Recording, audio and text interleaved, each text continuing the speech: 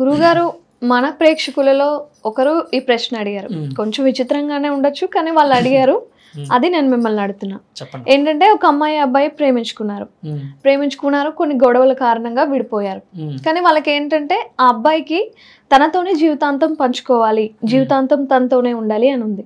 మరి ఇలాంటి వాటికి జ్యోతిష్యం ద్వారా ఏమైనా పరిష్కారం ఉందా అని తను అడుగుతున్నారు. మరి మీరేమంటారు? మంచి నిర్ణయం అమ్మా. ఇప్పుడు మొదట ఇందాక మీకు చెప్పిన దాంట్లో తల్లిదండ్రులు బాధ కలిగించేటటువంటి పిల్లల వల్ల జరిగే సమస్య ఎలాగో ఉంటే, కొంతమంది మేజర్స్ అయి ఉండి, అంటే వారు చదువు డిగ్నిటీ ఆఫ్ బాగుంటుంది, మెచ్యూరిటీ ఉంటుంది, మంచి చక్కగా చదువుకొని అన్ని విధాలుగా స్థిరపడి, అలాగే స్త్రీలో కానీ పురుషుల్లో కానీ ఇరువురిలో కూడా తల్లిదండ్రులకు చెప్పడానికి ఎక్కడో భయము సంకోచకం మనసులో ఉండి ఒక సంవత్సరము కాదు, 2 నెలలు కాదు, రోజులు కాదు, సంవత్సరాల తరబడి 7 ఏళ్ళు 8 ఏళ్ళు 9 ఏళ్ళు 10 ఏళ్ళు అలా ఊహ తెలిసిన కాంచి కూడా కొంతమంది ప్రేమించుకొని ఆ ప్రేమాభిమానం పెద్దవాళ్ళకి తీరా చెప్పేటటువంటి పరిస్థితుల్లో వాళ్ళకు ఉండేటటువంటి ఆలోచన ఏంటంటే, మనం వ్యక్తిగతంగా ఇంకా ఉద్యోగం చేయట్లేదు కదా, జాబ్ చేయట్లేదు కదా, మనం ఇంకా స్టాండర్డ్ లేదు కదా, ఇవన్నీ మనం సెట్ అయిన తర్వాత అప్పుడు పెద్దవాళ్ళకి చెప్పి మనము పెళ్లిని ఒప్పించుకోవచ్చులే అనేటటువంటి ఆలోచన కొంతమంది ప్రేమికుల్లో యువకుల్లో ఉంటుంది. అది సహజంగా.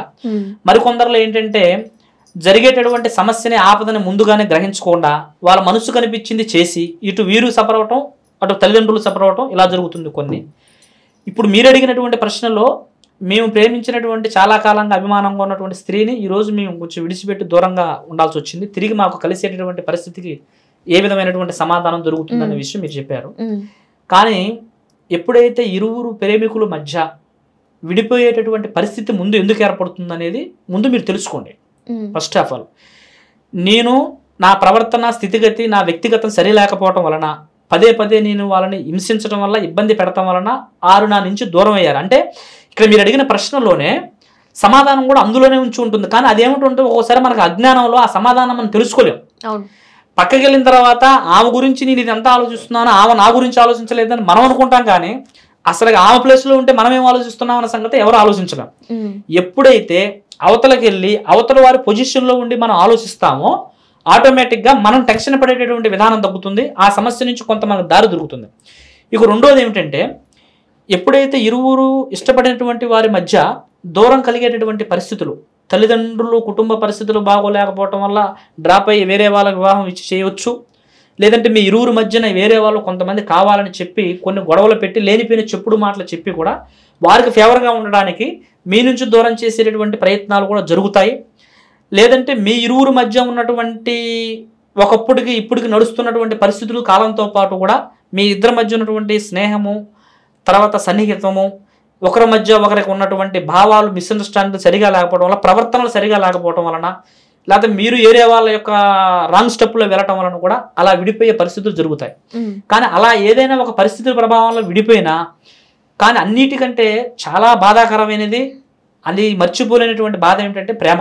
ఈ ప్రేమలో ఏదైతే ఒకసారి ఫస్ట్ లవ్ కలిగి ఫస్ట్లో ఒకరి మీద మనం ఇష్టపడ్డామో, ఆ ఇష్టపడినటువంటి వారిని చివరి వరకు కూడా కట్టి కాలేంత వరకు కూడా మనిషికి మనసులో ఆ భావము, దానికి సంబంధించిన ఆలోచనలు కలుగుతూనే ఉంటాయి.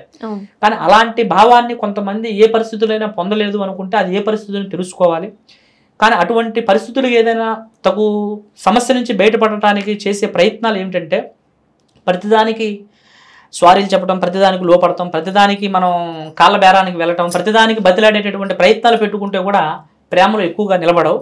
కాబట్టి వాటిని మనం కాస్త దృష్టిలో పెట్టుకొని ఈ సమస్య ఎందుకు జరిగింది, ఎలా జరిగింది, దేనివల్ల జరిగింది, ఈ సమస్య జరగడానికి గల కారణం ఏమిటి మనం తెలుసుకొని దానికి తగ్గట్టుగా కరెక్ట్గా మళ్ళీ ఆ సమస్య ఎవరి వల్ల అయితే జరిగిందో మనం తెలుసుకున్నప్పుడు పర్ఫెక్ట్గా దాన్ని సరైనటువంటి పొజిషన్లో క్లియర్ చేసినట్టయితే ఇరువురు మధ్య మళ్ళీ తిరిగి ఒకటవటం కానీ, అది మీ పెద్దవాళ్ళని ఒప్పించుకొని పెద్దవాళ్ళ యొక్క అభిమానాలతోని పెద్దవాళ్ళ ఆశీర్వాదాలతో కూడా తిరిగి మీరు వివాహం చేసుకునే పరిస్థితులు కూడా జరుగుతాయి. అలాంటి కొంతమంది సమస్యలు కలిగిన వాళ్ళు కూడా మా దగ్గరకు వచ్చినప్పుడు మేము వాళ్ళ తల్లిదండ్రులను పిలిపించి మాట్లాడి చెప్పి వాళ్ళ ద్వారా ఒప్పించినవి కొన్ని ఉన్నాయి. తర్వాత కొన్ని సందర్భంలో పెద్దవాళ్ళు ఒప్పుకోకపోతే కూడా వారి యొక్క మనస్థితి, అంటే ఇరువురు మధ్య కొంత విడదీలేని బంధం ఏర్పడిన తర్వాత దాన్ని మనం ఒకరి నుంచి ఇంకొకరికి కట్టబెట్టేటటువంటి ప్రయత్నం చేయడం కూడా అది దోషము, పాపం అవుతుంది.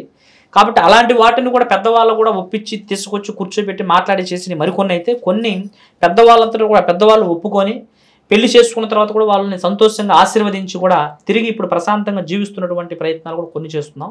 కాబట్టి ఏదైనా ప్రేమికుల మధ్య విడబాటు అనేది సహజంగా ఒక 100%లో ఒక 60 నుంచి 70% విడిపోయేదానికి ఎక్కువ అవకాశం ఉంటుంది. ఎందుకంటే జరుగుతున్న పరిస్థితులు మన చుట్టుపక్కల అందరూ శత్రువులు ఉంటారు కాబట్టి ఎక్కడో 30% కలవడానికి అవకాశం ఉంటుంది. కాబట్టి అదేదైనా సమస్య మీకు వచ్చినప్పుడు మీరు వారి ఫోటో కానీ అలాగే వారి జాతకానికి సంబంధించింది కానీ మీ జాతకానికి సంబంధించి మీ ఫోటో అవన్నీ తీసుకొని మీరు వచ్చి కన్సిడర్ చేసినట్టయితే పూర్తిగా దాని సమస్యకి పరిష్కారం కూడా కొద్ది రోజుల్లోనే మీకు పూర్తిగా సమస్యని పరిష్కరించడం కూడా జరుగుతుంది.